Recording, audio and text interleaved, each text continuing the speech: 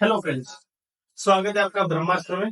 और मेरा नाम मंथन है और आज कंटिन्यू करेंगे हम लोग। आज पढ़ेंगे हम इंडियन पॉलिटी में डीपीएसपी और फंडामेंटल ड्यूटीज। डीपीएसपी माने directive principle of state policy. CDS, NDA, AFCAT और बाकी सारे एग्जाम तो इम्पोर्टेंट है। तो आज आगे ये थोड़ा बहुत डिटेल में देखेंगे, ठीक है। चलो, क्या होता है भाई, लास्ट टाइम हमने क्या पढ़ा था? Fundamental rights. फंडामेंटल राइट्स हमारे हो गए। फंडामेंटल राइट्स किसमें आते हैं भाई? Fundamental rights comes under part 3 of the Indian Constitution. Article क्या है? Article 12 to 35। तो बस अभी हम लोग पढ़ेंगे क्या? Part 4। Part 4 of the Indian constitution. Part 4 क्या है? डायरेक्टिव प्रिंसिपल ऑफ स्टेट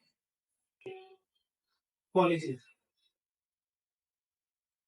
क्या मतलब होता है directive principle of state policy? मतलब हमारे पास फंडामेंटल राइट्स थे कि हम कैसे होने चाहिए, हमको राइट्स कैसे मिलने चाहिए। बीपीएसपी बेसिकली क्या चीज है? How a state should function. How a state should function. ठीक है भाई, how state should function. State कैसे फंक्शन करना चाहिए, ठीक है। हमारा जो इंडियन स्टेट है वो कैसा होना चाहिए, बार बार इसलिए बता रहा हूँ कि तुम्हारे दिमाग में चीज घुस जाए। एग्जाम में सीधा यही पूछते हैं कि भाई सोसाइटी को क्या करना है? अपलिफ्ट। इसका सीधा एक टर्म है डीपीएसपी is meant for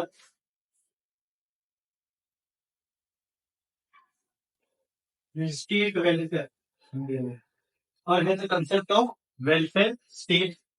ठीक है भाई, वेलफेयर स्टेट वेरी इंपॉर्टेंट, याद रखिएगा। वेलफेयर स्टेट डीपीएसपी पूछे तो वेलफेयर स्टेट। अच्छा, डीपीएसपी में आर्टिकल पूछे तो आर्टिकल पूछे तो सर फंडामेंटल ड्यूटीज। इसके बाद है राइट्स। पहले है हमने राइट्स पढ़ा लिए तो वो 35 तक थे। तो वैसे भाई आर्टिकल 36 टू 51 ये क्या होंगे?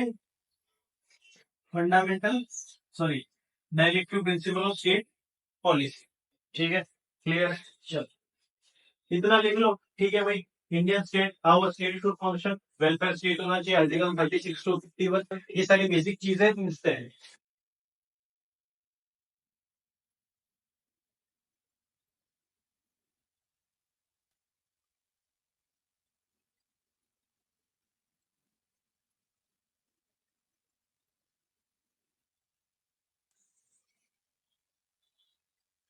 हमारे तो कॉन्स्टिट्यूशन है और कॉन्स्टिट्यूशन के अंदर जो डीपीएसपी है इज बेस्ड ऑन व्हाट, हमने कहा से लिए तो बेसिकली ऑफ 3 टाइप्स। डीपीएसपी कितने टाइप के हैं कोई पूछ ले, मतलब ऐसे कोई स्पेसिफिक मेंशन नहीं है, बट हमने रिफ्लेक्ट कहाँ से किया, वेयर इज रिफ्लेक्टेड। तो भाई 3 टाइप के होते हैं। एक होता है गांधीयन, एक होता है socialist,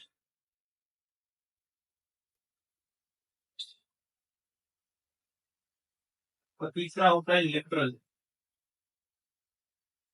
liberal intellectual.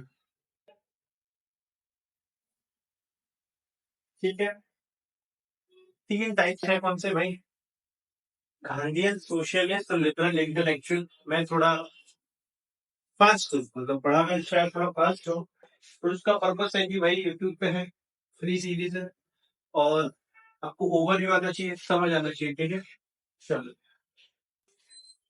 Gandhian philosophy में क्या होता है, सोशलिस्ट में क्या होता है और लिबरल में क्या होता है? कॉमन सी चीज है। यूजुअली अगर गांधी जी की हम बात करेंगे तो उनकी what what will be his basic philosophy? कि भाई विलेज को प्रमोट करो, स्मॉल इंडस्ट्रीज, कॉटेज इंडस्ट्रीज को प्रमोट करो, ठीक है। ग्रास रूट की बात करेंगे, will talk about grass roots, ठीक है। इसको भी लिखना मत चलेगा।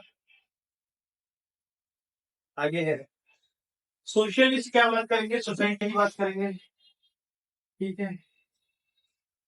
सोसाइटी कैसी होनी चाहिए, सोसाइटी के लिए कुछ सोचो, उसमें फिर प्राइवेट पब्लिक सब आ सकता है।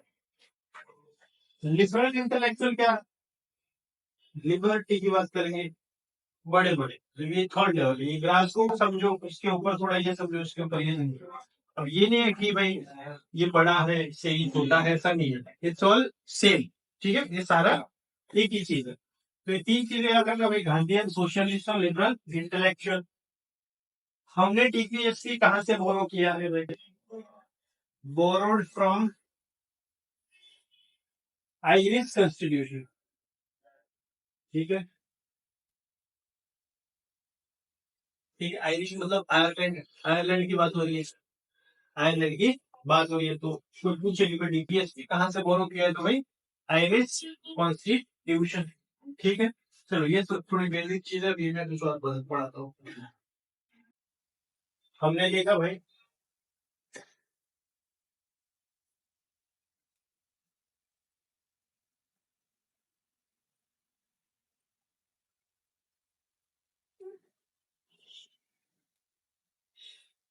ठीक है। Directive principle of state policy article 36 to 51 कहाँ से लिया भाई, आयरिश कॉन्स्टिट्यूशन। ये तीन बड़े सोशलिस्ट, गांधीयन और लिबरल।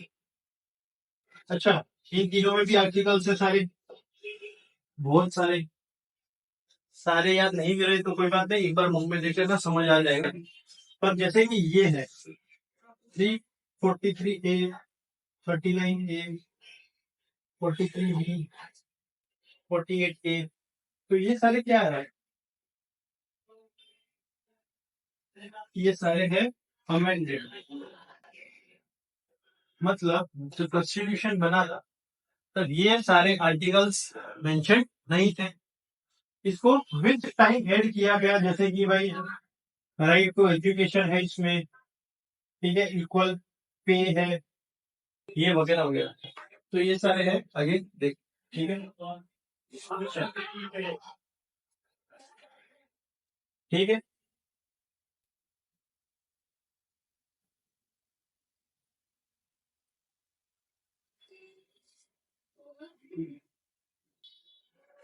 अच्छा, इसको नोवेल फीचर्स भी बोला था किसने भाई, बी आर अम्बेडकर ने।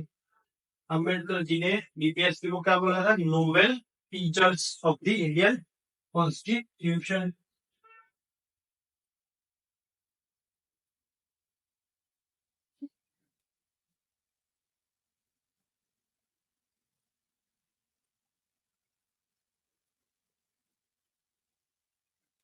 ठीक है, चलो। आर डीपीएसपी इज जस्टिशिएबल और नॉट, एनफोर्सेबल और नॉट। जस्टिशिएबल मतलब शुरुआत में बताया था भाई कि एडजुडिकेट हो सकता है कि नहीं, कोर्ट ऑफ जस्टिस में इसको लेके जा सकते हैं कि नहीं। तो DPSP are non justiciable in nature, ठीक है। मतलब भाई जस्टिफाई नहीं हो सकते, जस्टिशिएबल नहीं हो सकते, जस्टिफाई बहुत लेमन टर्म हो गया, बट जस्टिशिएबल नहीं हो सकता, क्या नहीं हो सकता, नॉट एडजुडिकेटेड, मतलब इस पे जजमेंट नहीं दे सकती कौन, जुडिशियल, ठीक है। इसके साथ एक और चीज है, इट इज नॉन एनफोर्सेबल,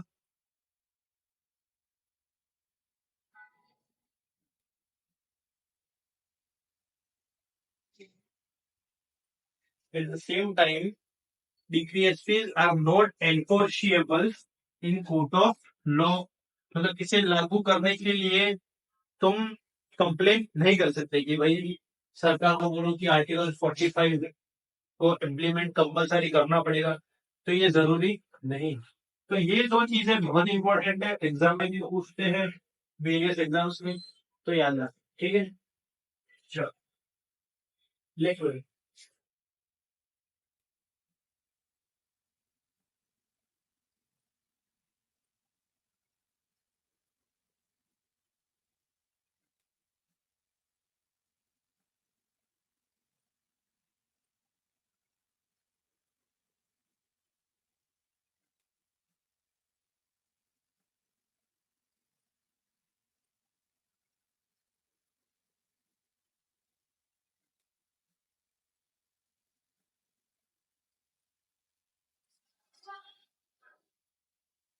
चलो, जैसे कि 44th अमेंडमेंट और 42nd अमेंडमेंट, ये दो अमेंडमेंट है,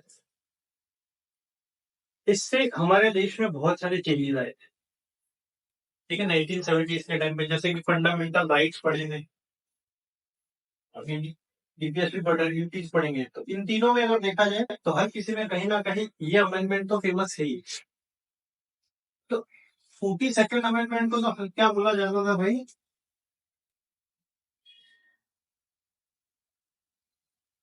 मिनी कॉन्स्टिट्यूशन। क्या बोलते थे, मिनी कॉन्स्टिट्यूशन। क्योंकि इस टाइम पे क्या 42nd कब था भाई, 1976, क्योंकि बहुत सारे अमेंडमेंट हुए थे। मिनी कॉन्स्टिट्यूशन इसलिए कहा जाता है क्योंकि बहुत सारे अमेंडमेंट हमारे कॉन्स्टिट्यूशन में हुए थे। ऐसे ही 44 भी इम्पोर्टेंट है, ठीक है। ज्यादा डिटेल में नहीं जाएंगे, पर समझ लेना कि 44th है, 42nd है, फिर एक और था 86 अमेंडमेंट 2002। तो इसमें क्या था, राइट टू एजुकेशन, ठीक है। राइट टू एजुकेशन कंपलसरी कर दिया था, एजुकेशन फॉर चिल्ड्रन, ठीक है, 6 to 14 वाला। तो ये भी याद रख लो, ये सारी चीजें, ठीक है। चलो, तो डीपीएसपी जितना सीरियस एनडीए एफएल के लिए काम में है, वो इतना है एक्चुअल चीजें। एक होमवर्क आप लोगों का है, अब प्रैक्टिकली पॉसिबल नहीं है कि सब कुछ मैं पढ़ा होगा, इसलिए बता रहा हूँ कि होमवर्क ये है, which are the 4 articles which were not in the DPSP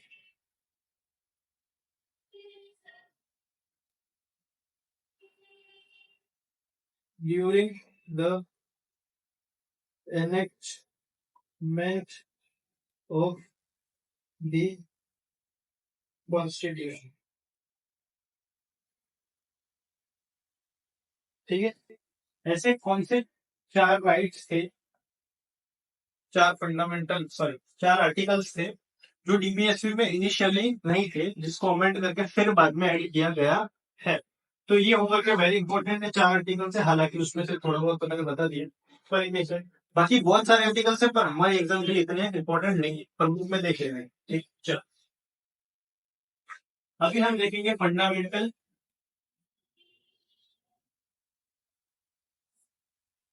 duties. चल, ड्यूटीज मतलब क्या होता है,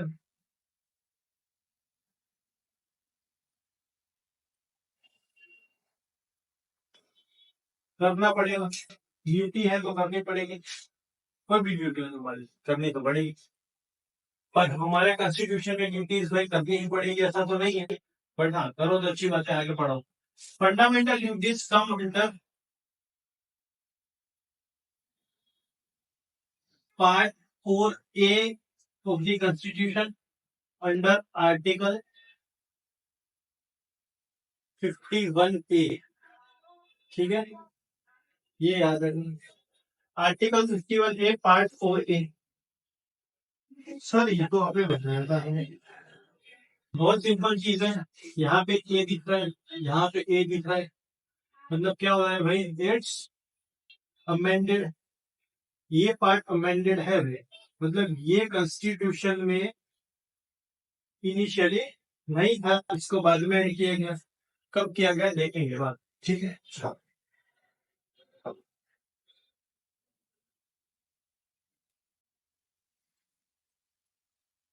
ठीक है। फंडामेंटल ड्यूटीज भी सिटीजन के लिए है, जैसे फंडामेंटल राइट्स थे, तो आपकी कुछ ड्यूटीज है इस देश के लिए कि भाई ये हमें करना चाहिए, तो वो फंडामेंटल ड्यूटीज है फॉर सिटीजन्स। ठीक है। These are mentioned in the constitution under article 51A। ठीक है। These are non justiciable.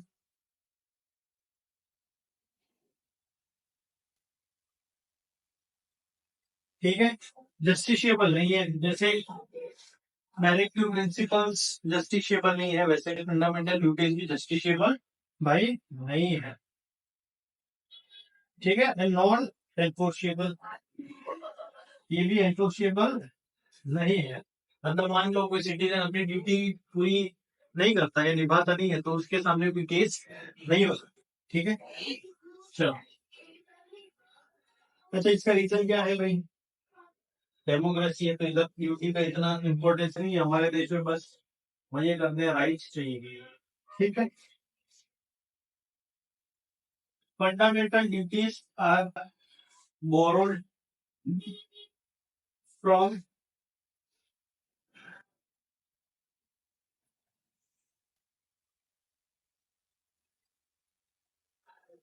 us by USSR। ठीक है। Present day Russia.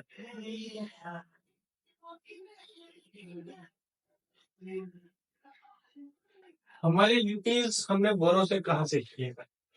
तो भाई हमने की है यूएसएसआर से, जो आज प्रेजेंट डे में रशिया है। ठीक है। चलो, अभी हम लोग देखते हैं कि भाई ड्यूटीज कौन सी है। चलो, article 51A fundamental duties, it shall be duty of every citizen of India to, तुम्हें क्या क्या करना है। 10 तो पहले थी, एक एक्स्ट्रा ऐड की 11, कब ऐड की भाई 2002 में, ये बता दिया है। ठीक है। To abide the constitution and respect it ideals institution national flag and national anthem. ठीक है। भाई जो तुम्हारा कॉन्स्टिट्यूशन है, जो नेशनल फ्लैग है, नेशनल एंथम है, उन सबको क्या करना है, रिस्पेक्ट करना है और अबाइड इसका मानना है। अच्छा, हालांकि ये सारे मैं इसलिए पढ़ा रहा हूँ क्योंकि एग्जाम में सीधा ये पूछते हैं। ठीक है। कि इसमें से सीधा पूछ लेंगे कि जो following is are mention in the constitution, मतलब फंडामेंटल ड्यूटीज वगैरह, अनलाइक बीटीएसपी। ठीक है। To cherish follow global idea ideals which inspired our national freedom struggle, जो हमारा फ्रीडम मिला हमको, जो आजादी मिली, उसके जो आइडियाज थे, जो विजन्स थे, जो नोबल्स थे, उसको क्या करना है, चेरिश करना है, सेलिब्रेट करना है। To uphold and protect sovereignty, unity and integrity of the Indian. Sovereignty समझाया था कि भाई कोई एक्सटर्नल अथॉरिटी का हम पे कोई रूल नहीं है, वो सोवरेनिटी। और unity integrity of the country. Depend करना है कंट्री को, render national service when ever called upon. मान लो कल उठ के भाई देश को तुम्हारी जरूरत पड़ गई कि भाई आ जाओ, चलो बंदूक बंदूक लेके, भाई किताबें लेके, जरूरत पड़ी तुम्हारे देश को तुम्हारे, तो तुम्हारी ड्यूटी बनती है कि you should go for the service of the nation. Also मान लो कि इन वॉलेंटरी नहीं जा रहे, तुम इनवॉलेंटरी भी जा सकते हो through various institutions. To promote harmony in spirit of common brotherhood, harmony और स्पिरिट ऑफ कॉमन ब्रदरहुड। ठीक है। Among all people of India, religious, linguistic, regional section have to renounce practice derogatory to the dignity of women। ऐसी practices नहीं करनी है जो women की respect नहीं करती है या डिसरिस्पेक्ट करती है। ठीक है। To value and preserve the rich heritage of our composite culture, to value and preserve rich heritage and composite of our culture, भाई कल्चर को कंजर्व करना है। ठीक है, प्रिजर्व करना है। To protect, improve the natural environment, including forests, lakes, river and wildlife, and to have compassion for living creatures। भाई इसमें ये लाइन बहुत इंपॉर्टेंट है, to have compassion for living creatures. ये सिटीजन्स के लिए है, मतलब ये तुम्हारी ड्यूटी है कि भाई जो भी एनवायरमेंट है, including forest, lake, river, wild life, उसके लिए तुम्हारे अंदर क्या होना चाहिए, कंपैशन वाली फीलिंग होनी चाहिए। ठीक है। For all living creatures. ऐसा ही एक फंडामेंटल डीपीएसपी है जिसमें एनवायरमेंट और फॉरेस्ट की बात की है, प्रोटेक्ट करने की। तो उसमें अलग चीज है, बट ये लिखा नहीं to have compassion. State DPSP is for state, duties are for citizens. State कभी शायद कंपैशन ना भी करे, नॉट एवरी टाइम, कुछ रूल्स होंगे, but as a citizen you should have compassion always. अच्छा, इसके एग्जांपल देता हूँ, जैसे पोल्ट्री फार्मिंग है, ठीक है, नॉन वेज। तो तुम्हारे हिसाब से टू ईट और to eat and to kill somebody, ये गलत बात है। तुम्हारे अंदर वो कंपैशन होना चाहिए, बट स्टेट ना सोचे ऐसे, क्योंकि वो इकोनॉमिक पॉइंट ऑफ व्यू से सोचेंगे। और इसीलिए कहते हैं कि भाई DPSP is for social economic upliftment, ठीक है। To develop the scientific temper, humanism and spirit of inquiry reform. भाई एक उत्सुकता होनी चाहिए तुम्हारे अंदर, क्यूरियोसिटी होनी चाहिए, लाइक में स्पिरिट ऑफ इंक्वायरी होनी चाहिए, ठीक है।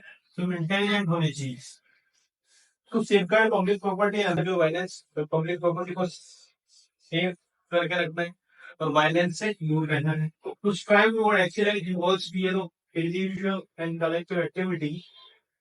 ऐसा कुछ लाइफ में करो कि भाई तुम्हारा तो उद्धार हो, साथ साथ में तुम्हारे उद्धार से देश का भी उद्धार हो जाए।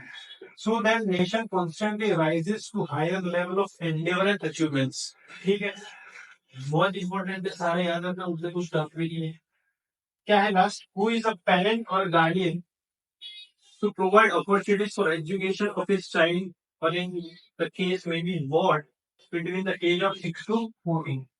6 से 14 साल की उम्र तक तुम्हारे पेरेंट्स की ये ड्यूटी बनती है कि तुम्हें पढ़ाए। तुम्हारे आसपास जो भी है उनकी ड्यूटी बनती है कि उनके बच्चों को 6 से 14 ईयर्स के एज तक उन्हें पढ़ाया जाए। ये ऐड किया गया था 86/2002 अमेंडमेंट, ठीक है।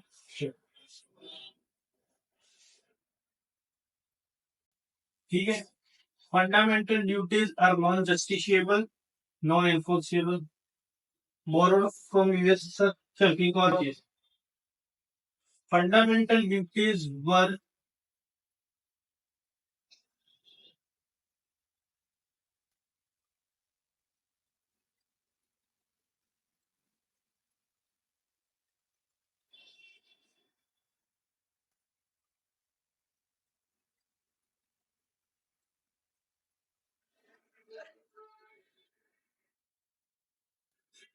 सरदार स्वरण सिंह कमेटी ने रिकमेंड किया था फंडामेंटल ड्यूटीज ने, ठीक है। इसको सरकार इस टाइम पे, तो इस कमेटी से आए थे फंडामेंटल ड्यूटीज। चल इतना चलो, ठीक है। तो फंडामेंटल ड्यूटीज क्या थी भाई, वर recommended by Sardar Sharan Singh committee. हमने ये पढ़ लिया कि भाई ये जो ड्यूटी है, 11th duty, fundamental duty was added under an amendment, 86 था 2002। But fundamental duties itself is amended, मतलब पार्ट 4A है, मतलब ये भी अमेंडेड है। तो फंडामेंटल ड्यूटीज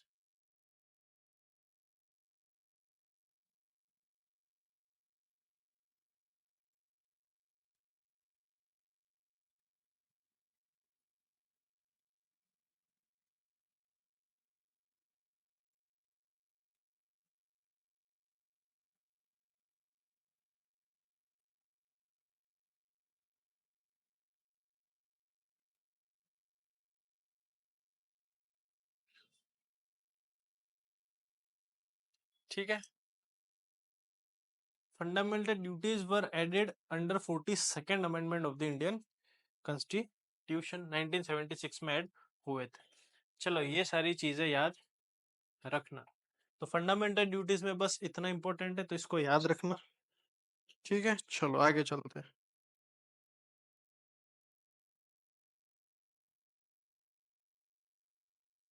चलो, हम लोगों ने अभी तक क्या पढ़ा भाई, 3 चीजें, फंडामेंटल राइट्स, फंडामेंटल ड्यूटीज और डीपीएसपी। तीनों चीज क्या है वो देख लेते हैं, ठीक है। फंडामेंटल राइट्स,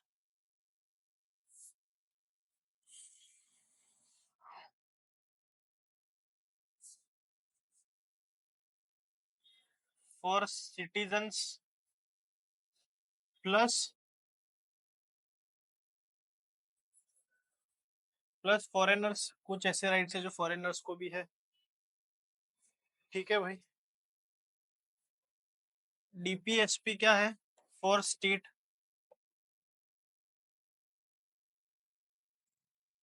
ड्यूटीज क्या है? Only for citizens. ठीक है, fundamental duties are only for citizens. ये बहुत इंपॉर्टेंट टेबल है, ऐसे बना लेना टेबल। दूसरा क्या है भाई? Part 3 article 12 to 35 DPSP. बताइए भाई। Part 4 article 36 to 51। Part 4A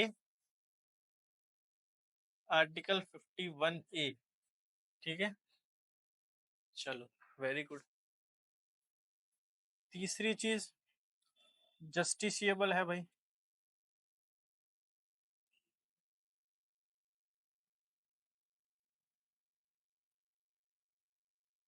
ठीक है, ये है नॉट जस्टिसिएबल,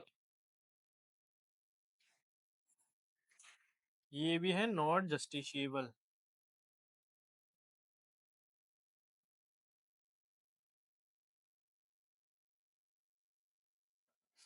किसी को भी डाउट हो तो पूछ लेना, और आप भी पूछ लेना भाई, कोई डाउट हो तो। ठीक है, फंडामेंटल राइट कहां से लिया है भाई? From USA. डीपीएसपी लिया है फ्रॉम आयरिश या आयरलैंड, और ये लिया है यूएसएसआर। ठीक है, चलो।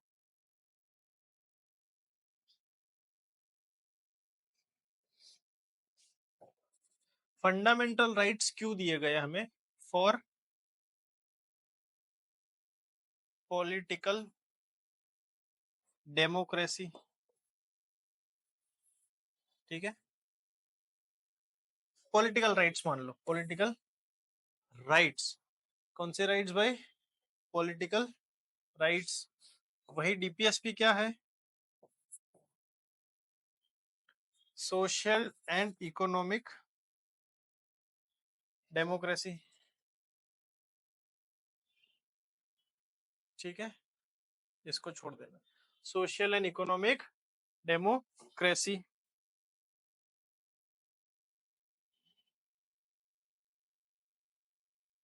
Promote individual welfare. क्या है? Promote individual welfare. यही डीपीएसपी क्या है? Welfare of the community.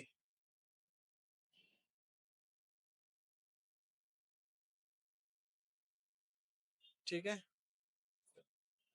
Welfare of the community. समझ आ रहा है भाई? ठीक है,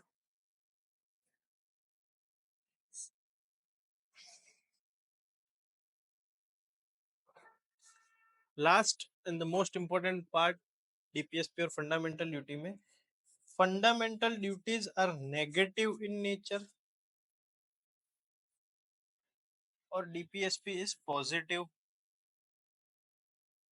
इन नेचर। क्यों? Fundamental rights prohibits state